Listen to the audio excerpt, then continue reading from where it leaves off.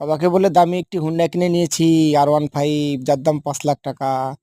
এখন আমি সেই হুন্ডা নিয়ে সমানে ঘুরতেছি, খুব মজা। আমি এই বিল্ডিংটাতে জাম্পিং করব।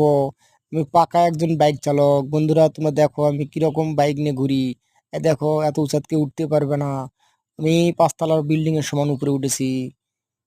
আমি এখন দেখো, আমি পড়ে যাইনি। আমি অত্যন্ত ভালো বাইক চালাই। এই বাইক নিয়ে এই রোডের ভিতর দিয়ে যাবো।